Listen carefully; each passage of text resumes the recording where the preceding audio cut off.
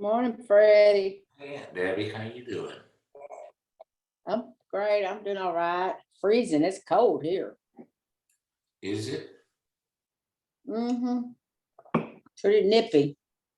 Like I had to turn the heater on a little bit. It's gonna be a beautiful day though.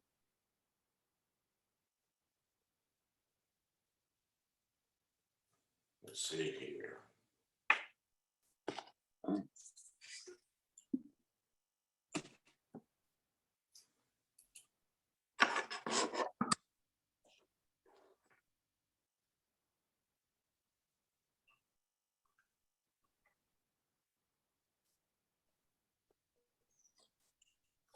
You have a headache? A little one.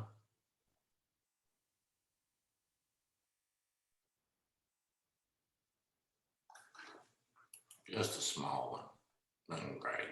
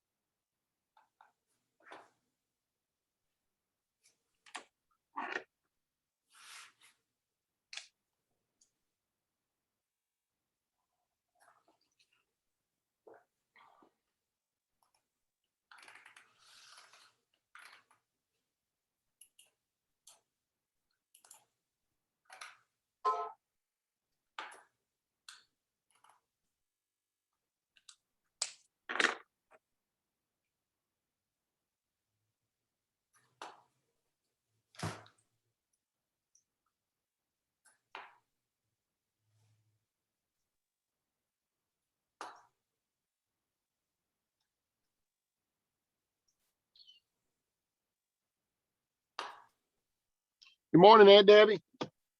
Good morning. Hey, you already driving, huh? I'm fixing to. I'm headed about 2 hours east of here. Oh my Where you goodness. headed Well, you're to? gonna have a pretty day to drive. I'm headed south of Monroe to Columbia. To Columbia. Yeah, you know where that's at? Oh yeah.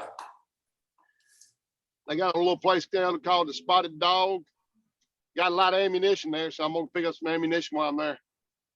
Oh, Really? That's not the reason I'm going. I got a customer about 10 minutes north of there, of where the Spotted Dog is. I said, might as well go to the Spotted Dog and get some ammunition. yeah, get it while you can. Can't find none around here. I have to order it offline. Do you have a Yes, 22? ma'am. Do you have a 22? I got a 22. I just purchased an 223.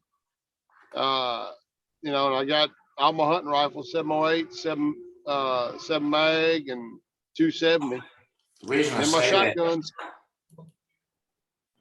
the reason I say that is they have a live auction going on, and they got a ton of rounds of 22, but I don't think anybody's even bid on it.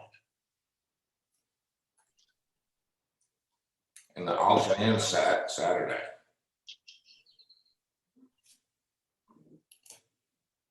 Hey, Ash, I got your coffee ready in there, babe. Hey, text me over that link to that auction. I was trying Fred. to find it. It's for that foundation thing that I'm auctioning. But Yeah. the ammunition's the live It's on the internet auction. So you can see the bids and everything. Yeah. I won't say it was.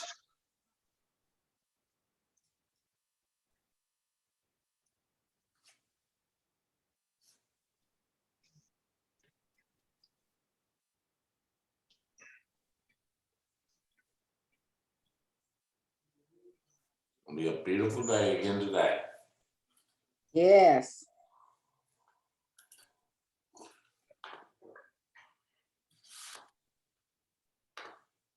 What'd you say about Brother Bill? You talking about him again? What'd you say? I'm back.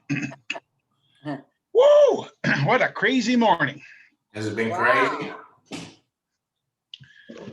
Yep, today we're renting a truck, pick it up at 9 o'clock, and we're loading up the rest of the big stuff in our home.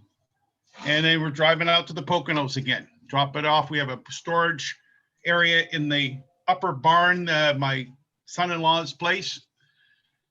I got a guy coming to help me, and we're gonna basically move everything out there. I'm glad I'm still very able-bodied, 60, now I'll be 69 next month. Fortunately, God blessed me with good physical health and strength, and I'm able to do a lot of this stuff. You know me, Fred. Amen. You and I are both big guys. I wish if I was close, I'd come help you, but I'm too far. Great. Brother. Thank you for offering. Yeah, I would too. We'd help you move. Okay. Well, I appreciate all the offer to help, but But when you get in Florida, I definitely will volunteer to come down and visit you. Yeah, yeah, I'll be there. Don't worry. You got a swimming pool. we're going to North Carolina and Florida in May for 2 weeks. We're looking for places, and as soon as we know where we're going to be, we'll let you know. Good deal.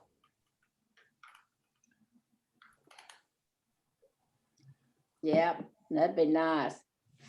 Well, Randy, I will find that for you and get that to you. Oh, there it is.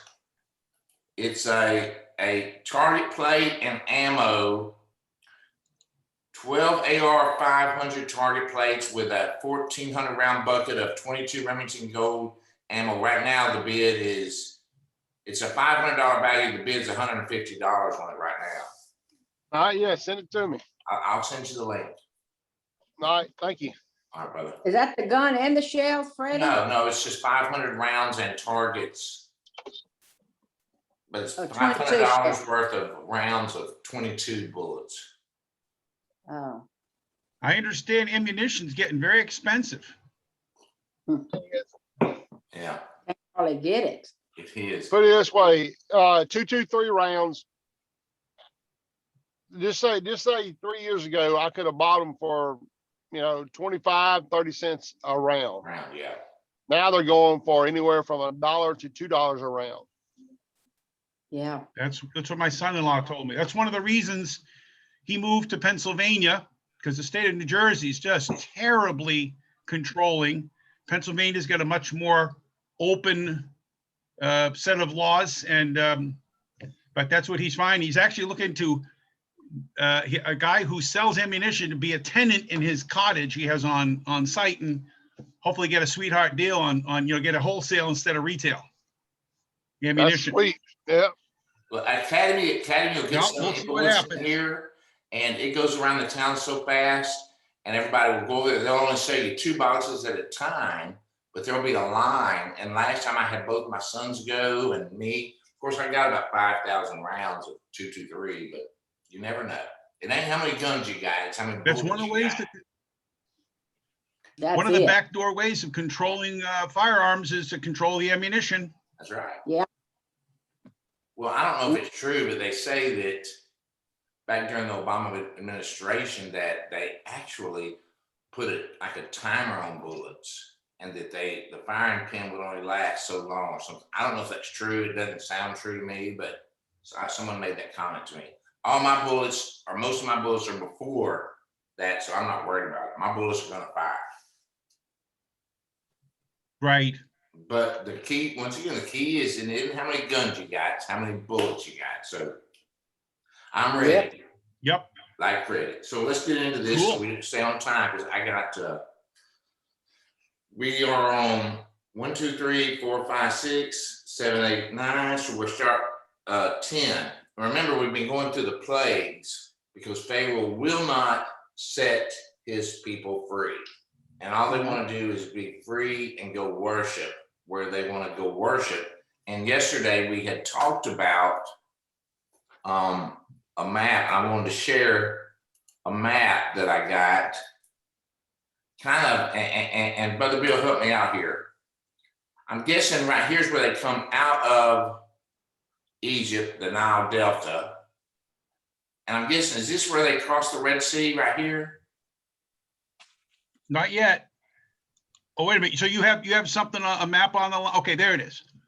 It's a little bit small on my screen. Let me see if I can make it larger. Wait, oh, which one are you talking about? Which arrow?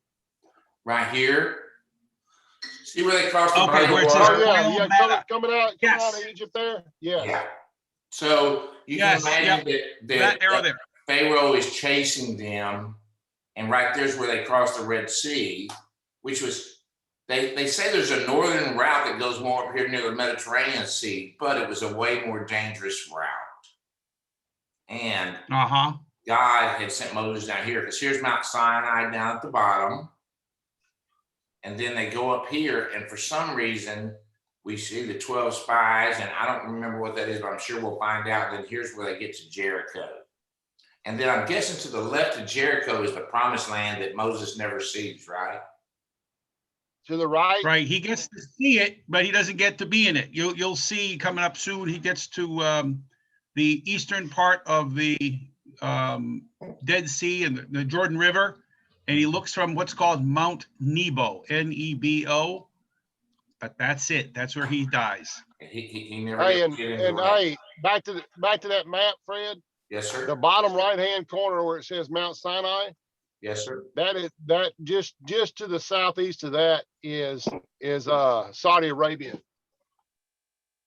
Yeah, and that's where they believe Mount Sinai actually is. This particular arrow, I think there's a debate amongst the scholars that they don't think that's it. They think it's over in Saudi Arabia. Well, is Saudi Arabia on the other side of that water? Saudi yeah, Arabia is to the bottom right where it says Mount Sinai. Yeah. Just to the south of that is Saudi Arabia. Yep. Yeah, you got southern Jordan and then northwestern Saudi Arabia is right underneath where that word says Mount Sinai in larger letters. Well, then that means they would have had to cross 2 bodies of water, or who knows back then, but interesting to hear that though. Okay, so let's get through today here. And I'll take the first one, then someone can take 11 and someone take 12. The plague of locusts, Exodus 10. Then the Lord said to Moses, return to Pharaoh and make your demands again. I have made him and his officials stubborn. Once again, he has made them stubborn. So I can display my miraculous signs among them. He's wanting them to see how miraculous it is. So he's keeping them in a negative state of mind. I've also done it so you can tell your children and grandchildren about how I made a mockery of the Egyptians and about the signs I displayed among them. And so you will know that I am the Lord. So Moses and Aaron went to the Pharaoh and said, this is what the Lord, the God of Hebrews says. How long will you refuse to submit to me? Let my people go, so they can worship me. If you refuse, watch out, for tomorrow I will bring a swarm of locusts on your country. They will cover the land so that you won't be able to see the ground. They will devour what little is left of your crops after the hailstorm, including all the trees growing in the fields. They will overrun your palaces and the homes of your officials and all the houses in Egypt. Never in the history of Egypt have your ancestors seen a plague like this one. And with that, Moses turned and left Pharaoh. Pharaoh's officials now came to Pharaoh and appealed to him. How long will you let this man hold us hostage? Let the men go to worship the Lord their God. Don't you realize that Egypt lies in ruins? So Moses and Aaron were brought back to Pharaoh. All right, he told them, go and worship your Lord your God. But who exactly will be going with you? Moses replied, we will all go. young and old, our sons and daughters, and our flocks and herds. We must all join together and celebrate a festival to the Lord. Pharaoh retorted, the Lord will certainly need to be with you. If I let you take your little ones, I can see through the evil plan. Never. Only the men can go and worship the Lord, since that is what you requested. And Pharaoh threw them out of the palace. Then the Lord said to Moses, raise your hand over the Egypt to bring the locusts. Let them cover the land and devour every plant that survived the hailstorm. So Moses raised his staff over Egypt, and the Lord caused the east wind to blow over the land all that day and through the night.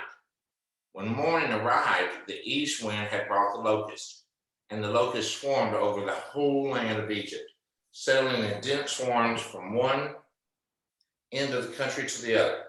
It was the worst locust plague in Egyptian history, and this has never been another one like it, for the locusts covered the whole country and darkened the land. They devoured every plant in the fields and all the fruit in the trees and have survived the hailstorm. Not a single leaf was left on the trees and plants throughout the land of Egypt. Pharaoh quickly summoned to Moses and Aaron. I have sinned against the Lord your God, against you, he confessed. Forgive my sin for this once and plead with the Lord your God to take away this death from me. So Moses left Pharaoh's court and pleaded with the Lord. The Lord responded by shifting the wind, and a strong wind, west wind, blew the locusts into the Red Sea. Not a single locust remained in all the land of Egypt, but the Lord hardened Pharaoh's heart again, so he refused to let his people go. That just amazes me. A plague of darkness. Then the Lord said to Moses, lift your hand towards the heaven and the land of Egypt. We will be covered with a darkness so thick you can feel it. So Moses lifted his hand to the sky, and a deep darkness covered the entire land of Egypt for 3 days. During all the time, the people could not see each other, and no one moved. But there was light, as usual, where the people of Israel lived. Finally, Pharaoh called for Moses. Go and worship the Lord, he said, but leave your flocks and herds here. You may even take your little ones with you. No, Moses said, you must provide us with animals for sacrifices or burnt offerings to the Lord our God. All our livestock must go with us too. Not a hoof can be left behind. We must choose our sacrifices for the Lord our God from among these animals. And we won't know how we are to worship the Lord until we get there. But the Lord hardened Pharaoh's heart once more, and he would not let them go. Get out of here, Pharaoh shouted at Moses. I'm warning you, never come back to see me again. The day you see my face, you will die. Very well, Moses replied. I will never see your face again. Okay. I think God's done playing with Pharaoh. Yep. What is about 4 times, maybe 5 times, Pharaoh says, okay, y'all go, go, go. And then he won't let them go. Okay. And I think, once again, God is going to show us how miraculous he is. And I think that this, it's not a game, but it's the reality of what's happened. So we move into Exodus 11. Anybody got anything about 10? Yeah, I mean, one thing that stands out is back in that time, and Fred, you said it several times, is a man's word was strong back then. That's right. And that meant everything. Whereas we see in Pharaoh's word, it doesn't mean anything. Because he keeps saying over and over and over again, I'll let you go if you do this. I'll let you go if you do this. And he rebukes exactly what he says, once he gets what he wants from Moses. It just goes today, and that's so true today, is you can't trust many people in their word. That's right. And it's sad, but you can't. When you tell somebody you're gonna do something, you do it. And that's the way I was raised, and that's what I do. That's exactly right. But the majority of this country, they'll tell you just what you want to hear. Yeah. And that's sad. I got dumped for a second. I'm back. Okay, so Exodus 11. And Debbie, you want to take Exodus 11? And Brother Bill, you close Sure. out with 12? Okay. Yes. Also, I just sent everybody a chat message about Mount Sinai, an answer I got on the website Gut Questions. So check it out. Okay. Okay. Go ahead, Debbie. Sorry Thank to you. interrupt. You're fine. Death of Egypt's firstborn. Then the Lord said to Moses, I will strike Pharaoh in the land of Egypt with one more blow. After that, Pharaoh will let you leave this country. In fact, he will be so eager to get rid of you that he will force you all to leave. Tell all the Israelite men and women to ask their Egyptian neighbors for articles of silver and gold. Now the Lord has caused the Egyptians to look favorably on the people of Israel, and Moses was concerned a very great man in the land of Egypt, respected by Pharaoh's officials and the Egyptian people alike. Moses had announced to Pharaoh, this is what the Lord says, at midnight tonight, I will pass through the heart of Egypt. All the firstborn sons will die in every family in Egypt, from the oldest son of Pharaoh who sits on his throne to the oldest son of his lowest servant girl who grinds the flour. Even the firstborn of all the livestock will die. Then a loud wail will rise throughout the land of Egypt, a wail like no one has heard before or will ever hear again. But among the Israelites, it will be so peaceful that not even a dog will bark. Then you will know that the Lord makes a distinction between the Egyptians and the Israelites. All the officials of Egypt will run to me and fall to the ground before me. Please leave, they will beg. Hurry and take all of your followers with you. Only then will I go. Then, burning with anger, Moses left Pharaoh. Now the Lord had told Moses earlier, Pharaoh will not listen to you, but then I will do even more mighty miracles in the land of Egypt. Moses and Aaron performed these miracles in Pharaoh's presence, but the Lord hardened Pharaoh's heart, and he wouldn't let the Israelites leave the country. That was it on 11. That was a quick one, Aunt Debbie. Wow. Yeah. That was a quick one. Hey, baby sister. Yeah. Hey, Bridget. Hey, Bridge. We're reading Exodus, and we're fixing to close out in Exodus 12. We just read how went through all the plagues, and we're fixing to. It put the Passover is fixing to happen, and Brother Bill's fixing to read chapter 12, the first Passover. Yep. I had kind of seen a movie with that where he came through there and all the babies were dying. Pharaoh's son died, baby, before he died. Yeah. Sooner or later, you better listen to God. Yeah. You better. You're up, Brother Bill. Okay, the first Passover, chapter 12, Exodus. While the Israelites were still in the land of Egypt, the Lord gave the following instructions to Moses and Aaron. From now on, this month will be the first month of the year for you. Announce to the whole community of Israel that on the 10th day of this month, each family must choose a lamb or a young goat for a sacrifice, one animal for each household. If a family is too small to eat a whole animal, let them share with another family in the neighborhood. Divide the animal according to the size of each family and how much they can eat. The animal you select must be a 1-year-old male, either a sheep or a goat with no defects. Take special care of this chosen animal until the evening of the 14th day of this first month. Then the whole assembly of the community of Israel must slaughter their lamb or young goat at twilight.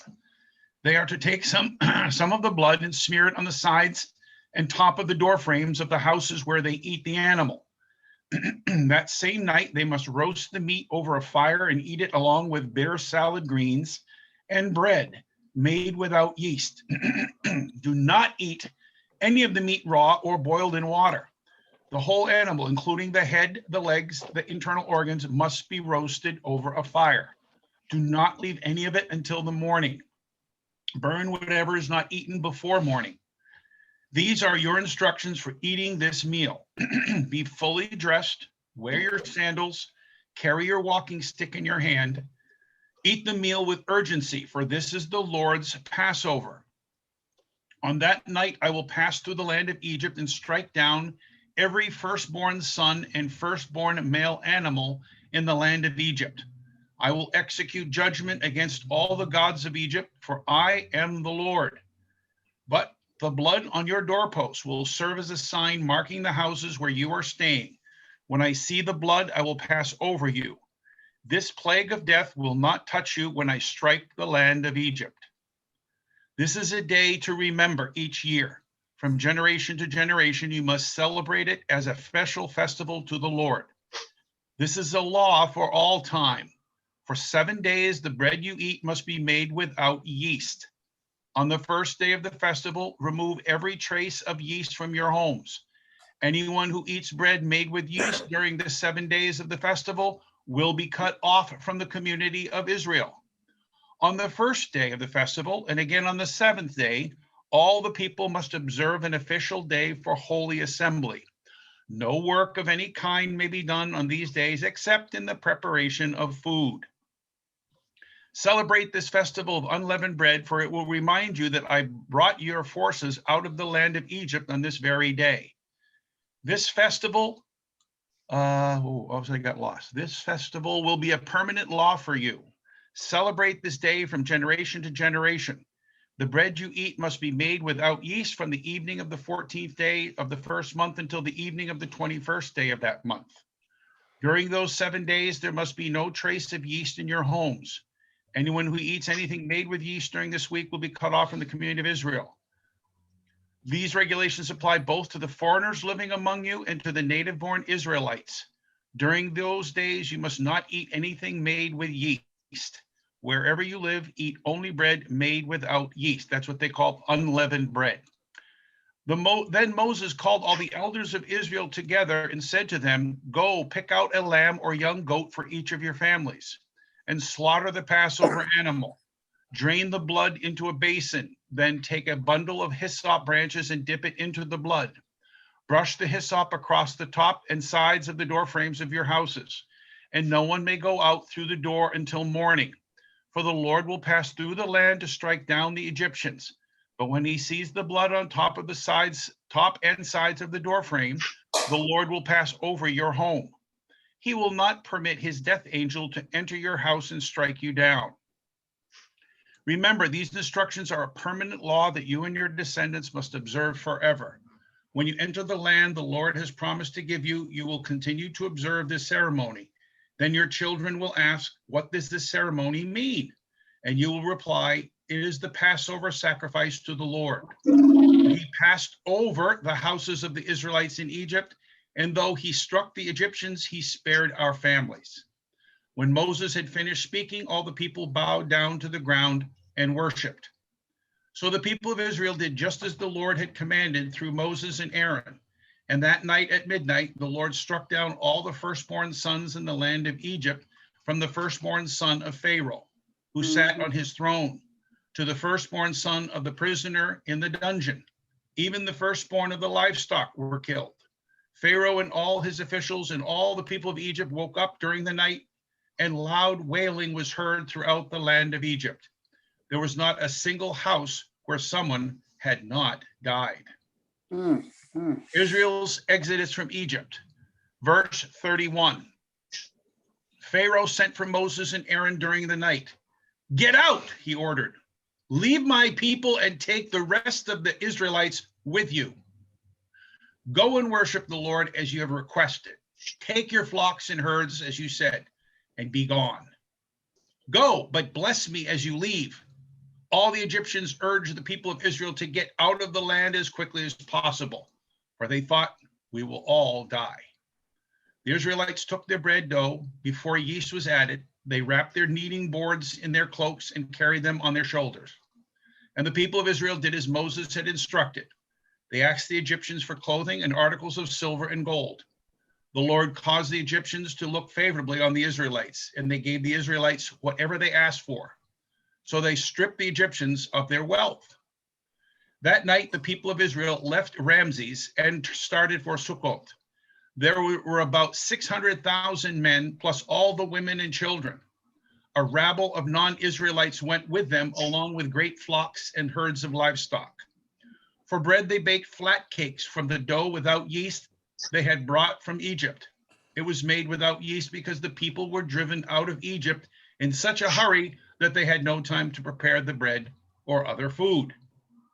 The people of Israel had lived in Egypt for 430 years. In fact, it was on the last day of the 430th year that all the Lord's forces left the land. On this night, the Lord kept his promise to bring his people out of the land of Egypt. So this night belongs to him, and it must be commemorated every year by all the Israelites from generation to generation. Instructions for the Passover. Verse 43. Then the Lord said to Moses and Aaron, these are the instructions for the festival of Passover. No outsiders are allowed to eat the Passover meal, but any slave who has been purchased may eat it if he has been circumcised. Temporary residents and hired servants may not eat it. Each Passover lamb must be eaten in one house. Do not carry any of its meat outside and do not break any of its bones. The whole community of Israel must celebrate this Passover festival. If there are any foreigners living among you who want to celebrate the Lord's Passover, let all their males be circumcised. Only then may they celebrate the Passover with you like any native-born Israelite. But no uncircumcised male may ever eat the Passover meal. This instruction applies to everyone, whether a native-born Israelite or a foreigner living among you. So all the people of Israel followed all the Lord's commands to Moses and Aaron.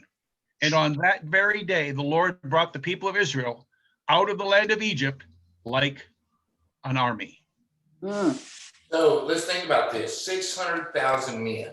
So if there were 600,000 men, there had to be pretty close to that women. So, and children, about that number. So you're looking at almost probably 2 million people. Wow. When you think about it, it's pretty close to 2 million people, and all the animals and everything all departing at one time. And it ain't like they all had cars and RVs and all that. They were walking. They didn't have no U-Hauls. No. It's a pretty amazing imagination to think about that. But to even think, and what I read here, or what we just discussed, the Passover was actually a buildup in days. It was about 14 days. Is that what I'm hearing? Yep. You know, I thought that it was a boom that night. It's actually 7 days they celebrate it. And the first and the last days of that 7-day period are the most important.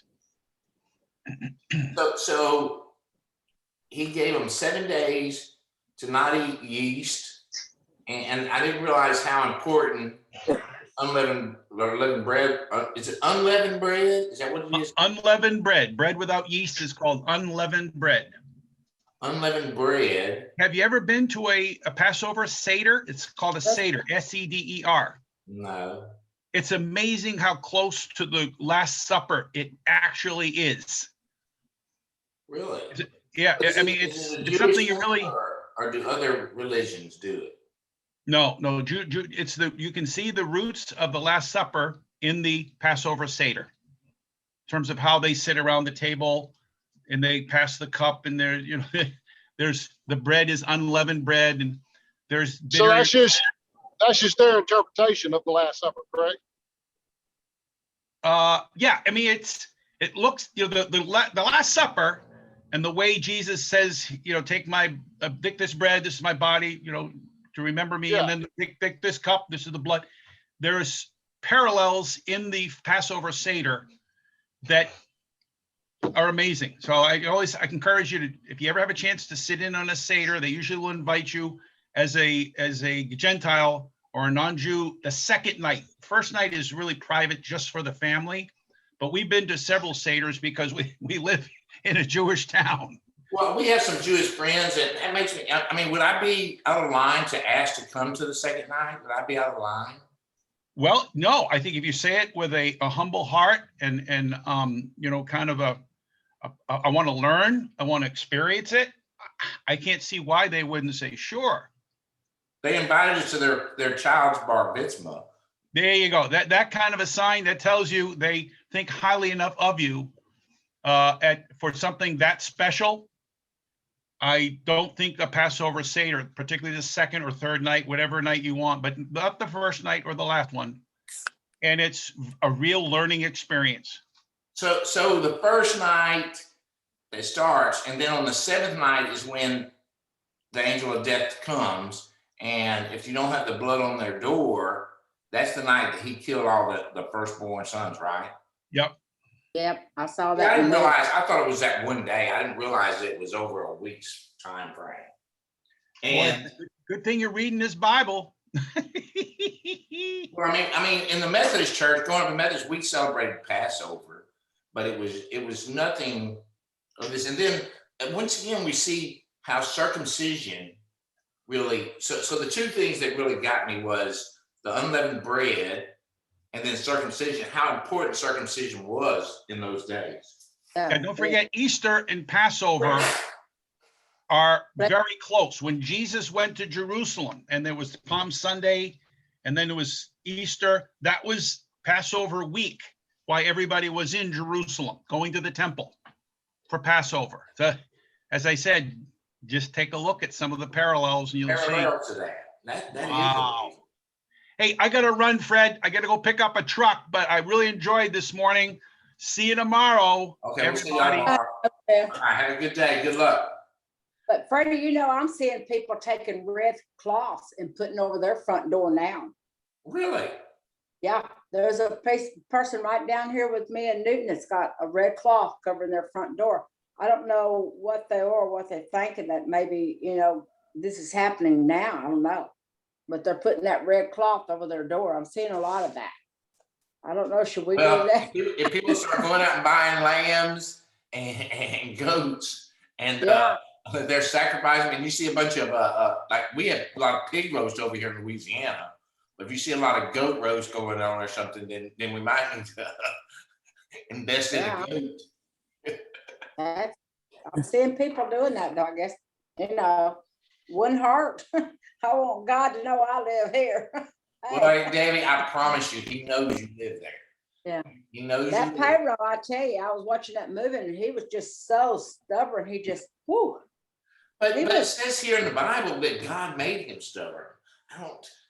But he made him That's what I stubborn, don't and that just understand. goes to show you God makes things happen behind the scene so that he can prove a point to the multitudes. Because here, think about this. Here we are over 2,000 years later talking about this. And Yeah. I mean, he put time after time, the hailstorms, the locusts, the hail, the killing all the livestock, the water turning to blood. Time after time, most people would bow down and say, hey, brother, you are Yeah. the one. I Wow. accept it. Do what you got to do. But no, God continued to make his heart hard because he wanted to prove to everybody and just show how miraculous he is. And I guess whenever something takes your child from you, Yeah. you realize that there's, and when it's not just you, but every person in Egypt lost their firstborn. Now let's think about that. In this day and time, just let's think about something. Mark, Uncle Jimmy, me, Grayson Ruggles, Monty, Yeah. Randy. I don't think Randy's the firstborn. Nope. Randy's first son. And one night we all just disappeared. That would be a devastating blow. And that happened all across Egypt in one night. I know it. Yeah. So Pharaoh was like, hey, I've had enough. Your God is the great I am. So get out of here. Get out of here and take whatever you want, but get out of here. You know? And I think that tomorrow we'll find that Pharaoh says, hey, wait a second. We don't have any workers anymore. Let's go get them back. You know, because so often in life, we get knocked down. But if you watch people, and I've really had to battle this. I say I'm not really, it's not a battle, but I get knocked down and then I have to catch myself saying, hey, I can do that. When in reality, I can't do nothing without God, you know. But when we get knocked down, we start thinking that, and things start getting better in life. You start thinking, hey, I did this, I can do this. God's working behind the scenes at all times. Yep. And the sooner that we embrace that and realize that, the better off our life will be. Any other comments? Yeah. Baby sister, how you been? I'm just existing. I just exist. I feel like, I feel the prayers. I feel them coming to me. I feel like I'm in the fetal position on the floor and everybody's standing around me facing out to fight my battles while I just am there. That's what comes to my head. Well, baby, stand up because you're not in a fetal position. You've got a choice. And you know this. I'm not saying anything that you don't already know. Yeah. You know, it's funny you say that because I get people that come in my office all the time, and a lot of them will know what's going on with this cancer and all that. And they always comment, man, I'm just amazed at how positive you are about it. And I say the same thing, Bridget, all the time. And I say what you just said. I said, I can lay down over there in the fetal position and I can let it overtake my life, or I can stand up and say, hey, that's just life. I refuse to do that. Now, Bridget, you've been a pretty strong vocal point in my life over the last year and a half. And you always talk about fighting my battle for me, and that you're there with the angels and all that. Okay, so, and you know there's other people that's out there fighting for you. But just as God worked behind the scenes in this reading today, you know damn good and well he's working behind the scenes in your life today. Yeah. And you just have to stand up, and as hard as it is, and it's easy for me to say because I'm not sitting there, I didn't lose my spouse. Okay. And as hard as it is for me to say this, God's got a reason. And you can embrace it. But if you don't embrace it, your life's going to be harder. And you know this. Yeah. I'm trying. I got up and I painted yesterday, and I swear the paintbrush weighed 1,000 pounds, and it didn't. Well, It didn't. nobody, that's the devil that weighs 1,000 pounds. And he's going to continue to put that in your life and create doubt. And I'm sure you thanked God for the time you had with Dad. Oh, absolutely. Even when he died, Fred, I was sitting in the room and I thanked God over and over. I hollered, thank you, Jesus, just because I knew Satan was attacking me. Well, he's not done attacking you. He's going to attack us all till the last day we're on this earth. Every minute of our life. That's right. Yeah. And I say thank you, Jesus, out loud all the time, because no matter what, my God is still good. My God is still good. This is my cross to bear. And I talked to Pastor yesterday because some people told me the spirit roams the earth for 40 days, and that bothered me. I don't know why that bothered me though. And Pastor said to be absent of the body is to be with God. And that's right. And just like Aunt Debbie brought up when we first started this Bible study, when we enter death, we shoot right at that point in time, right, Aunt Debbie? Yep. We're supposed to go. I've been studying that. As soon as we die, we're supposed to be with the presence of God, or we're going to be in the presence of hell. One yeah. or the other. Yeah. But we're not here. And they believed in Jesus Christ, right? Yes. That was my first question, because that's all that matters to me. Listen, I don't care how bad you've been on this earth. I don't care how good looking you are, how ugly you are, how big you are, how little you are, how much money you got in your bank account. All I care about is, do you know Jesus Christ? Is Jesus Christ your Lord and Savior? Do you believe he died, he was buried, and he was resurrected for you? Do you believe that? Because if you don't. Yeah, well, I don't have that problem. Fred, are you sunburned, or is my eyes just... No, I'm just good looking, girl. Shoot, you know that. You look burnt I am red. I am red. Maybe that's my computer. I don't know, but I look red. I was thinking it was feel my kinda darn blush. eyes. Red man. I feel kind of blush. You look red, Bridget, we're like all you got a praying for sunburn. you, girl. Hi, We're Debbie. Huh? praying- We're praying for you. I feel the prayers. I feel them. I'll literally be really weak and then I'll feel a wave come on me and I know what it is. And it's Yep. prayers. I got up, I went outside yesterday and it's just like I can feel them, literally feel the prayers as they hit me.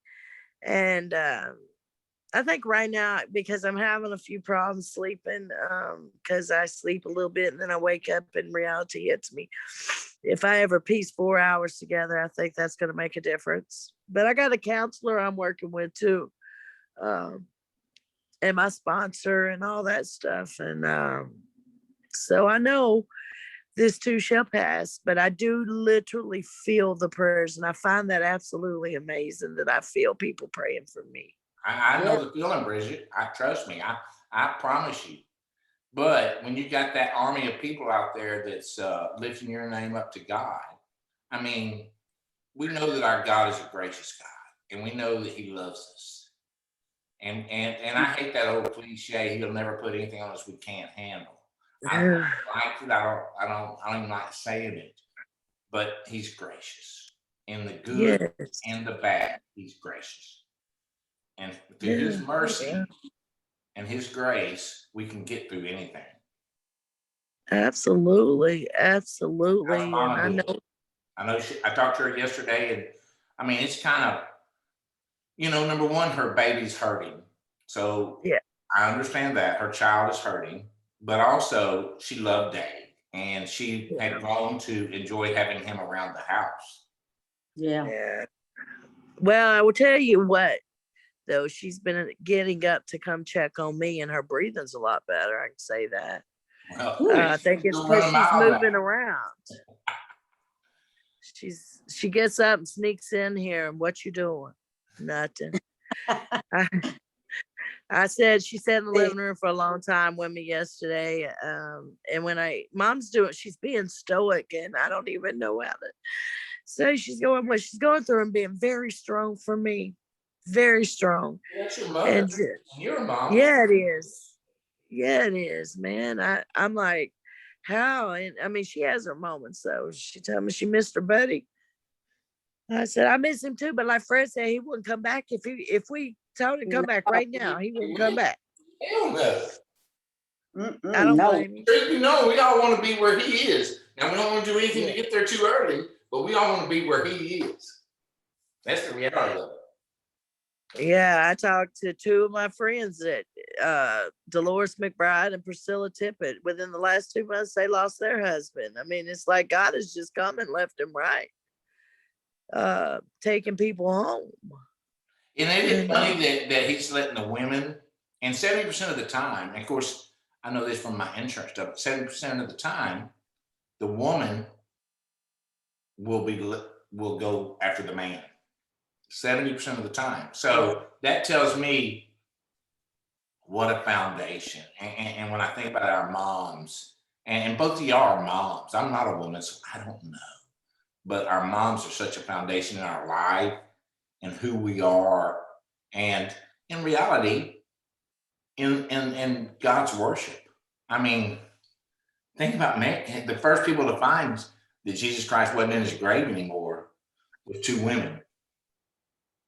Yes. So y'all are strong. Look, my muscles aren't as big as they used to be, but they're still there. Much a man. Hey, I love y'all. I'm going to close this in prayer. Love you, Bridget. Freddie. Love you. Dear gracious Heavenly Father, I want to thank you so much for this wonderful, beautiful day that you've given us. I ask that you be with all of us that are hurting, Lord. I ask that you especially be with my sister Bridget at this time in her life. Be with my mama, Lord. Let them feel your presence in their life. Be with Mark, Tricia, Boyd, Lance, all of our family, Lord. Amen. Thank you so much for this country. Thank you for the leadership. Please give them discernment, Lord. Thank you for the men and women that protect us all around the world, be it officers, firemen, or even the military, Lord. Thank you so, so, so much. Lord, I come to you and I ask you to address this cancer thing, Lord. Address it. Help heal the people that have this, Lord. It affects so many lives.